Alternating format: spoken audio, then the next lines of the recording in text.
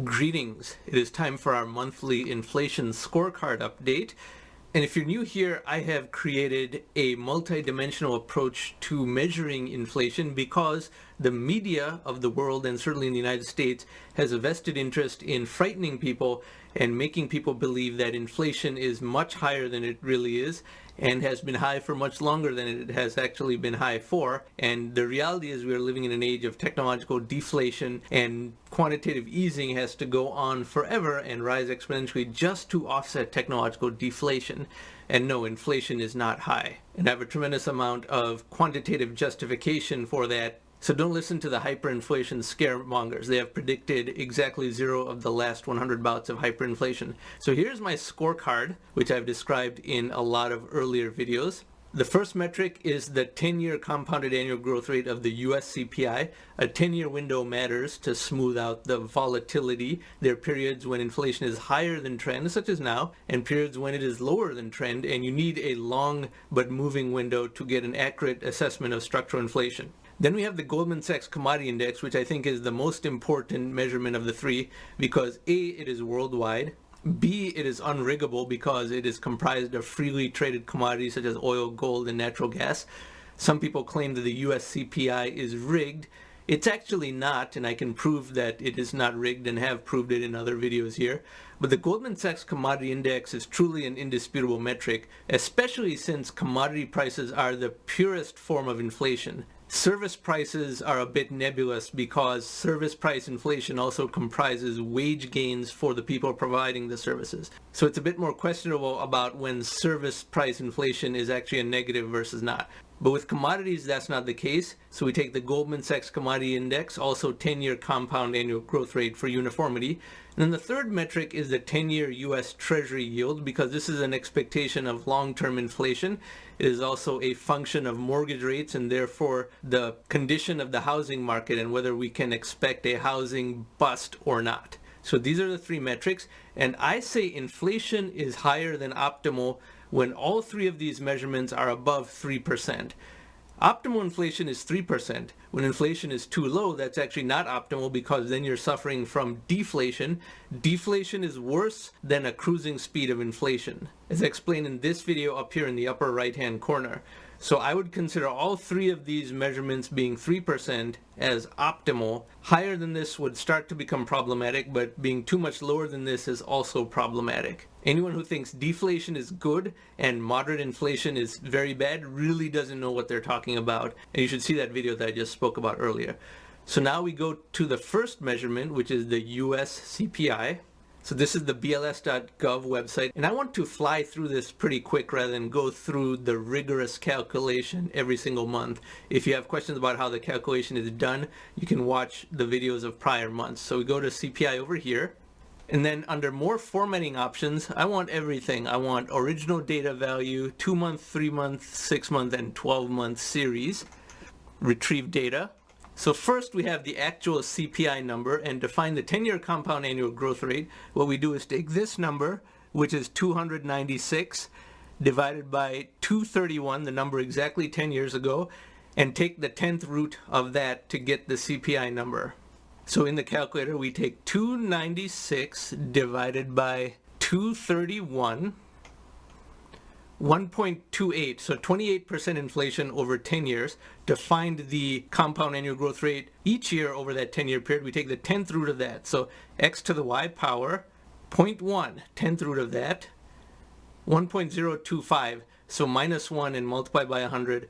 2.5% a year is the compound annual growth rate of the CPI over the last 10 years. 2.5%.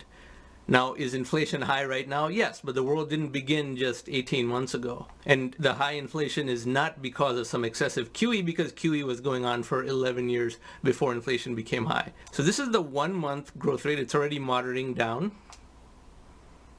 2-month also moderating down.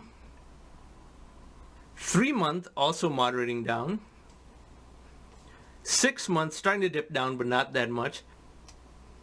and the 1 year. So all the headline news is screaming about how the inflation rate is 8.1% year over year. But what about when it was zero over here in 2020, or zero for a full year of 2015? That is why this spike is no more valid than the times when we were veering on the edge of deflation. And again, deflation is very bad, much worse than 3% inflation. So the average of all of this is 2.5%, which is a very good zone. 3% is ideal because that is when technological progress is the maximum for the minimum amount of suffering of poorer people. Inflation is fuel for technological progress. And if you have questions about that, you need to watch a lot more of the videos on this channel for an explanation of such. So this is the US CPI. Now we go to the Goldman Sachs Commodity Index. This is the website for the Goldman Sachs Commodity Index from Standard & Poor's. The links for all this will be in the description box below, of course. So 10 years selected over here, minus 0.52%. It is in deflation. Oil prices spiked a little bit because of Russia's invasion of Ukraine, but the technological adaptations around that and the demand destruction is very fast because these processes move much faster than they did when we had prior oil spikes, which was 1974 to 1981, as well as 2007 to 2014. So this is in deflation again, and we are reaching a point at which almost no amount of quantitative easing can cause commodity price inflation. Now, this is only one of the three metrics of inflation measurement, but commodity prices are something that the atom, the technonomic medium of the world, is close to all but crushing. And while we're not quite there yet, we will soon be at a point where an unlimited amount of money printing cannot cause commodity price inflation. It could cause inflation in other things, but it cannot cause commodity price inflation in this index, which is comprised of gold, oil, natural gas, silver, palladium, soybeans, corn, all types of other commodities. So this is the Goldman Sachs Commodity Index. And now we go to the third and final measurement, which is the US 10-year Treasury Yield. This is a 5-year chart of the US 10-year Treasury Yield, and right now it's 3.42%. So yes, it's above 3%, but it took a lot to get above 3%. It was extremely low in 2020. It was under 1%. In fact, it was at risk of getting far too low, and that was a time when $17 trillion of bonds in the world had negative yield. Because of the tightening and the Federal Reserve selling back US Treasuries into the market, it has finally risen above 3% and is 3.42. Now, it has a lot of pressure to go back down because this is when there is immediate and catastrophic downward pressure on the housing market, which could cause housing prices to decline, which immediately causes a recession and a big decline in consumer confidence, which makes all other types of inflation go down. So this is a battle that is happening right now between two powerful forces: the desire of the US Treasury yield to rise because of quantitative tightening, which the Federal Reserve should not be doing, of course, as I've explained many times, and the pressure this is taking on the housing market because the Federal Reserve has cornered itself by making quantitative easing comprised of only buying of treasuries and mortgage-backed securities, which is an extremely narrow and distortive thing to do. It's terrible. But because this is 3.42%, above 3%, the more time it spends above 3% and the delta above 3%, as in 3.42 is considerably worse than just 3.1, and if it went to 3.5, 3.6, the pressure rises cumulatively. That is a big downward force against the economy and the housing market. So this has to be watched because this has implications for the stock market as well. So of the three measurements, this was the one that is above 3%. So now we go back to my main scorecard. So we looked at all three measurements: the US CPI 10-year compound annual growth rate, Goldman Sachs Commodity Index 10-year compound annual growth rate, the most important of the three, and the 10-year US Treasury yield as of today, September 13th, 2022. And what were the results? 2.5% for the US CPI, so still below 3%, minus 0.52% deflation. It's a long way from 3%. Oil prices would have to go to $120 a barrel and stay there for this to threaten 3%.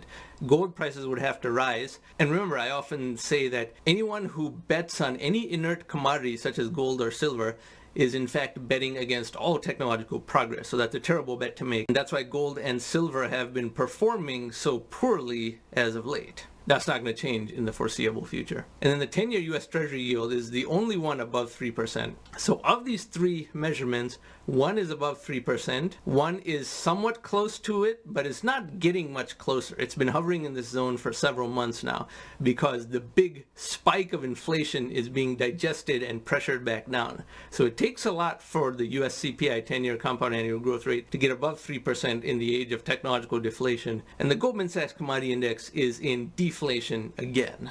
That is remarkable. So no, inflation is not high. It's not even high enough to be optimal. Believe it or not, contrary to the narrative that everyone is scaring you about in the media, these three measurements are not all above 3%, which is the only time at which we can say that the amount of inflation is higher than optimal. And even then, it may or may not be because of quantitative easing. It could be because of government mismanagement.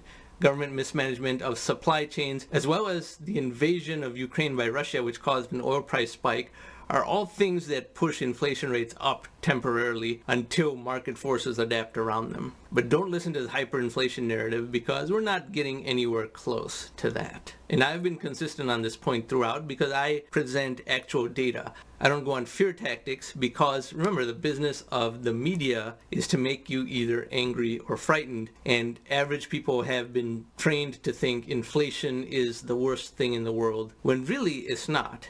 Deflation would be worse than inflation. But anyway, this was our monthly inflation update, and if you found this video to be informative, I encourage you to subscribe to this channel. Thank you very much for watching.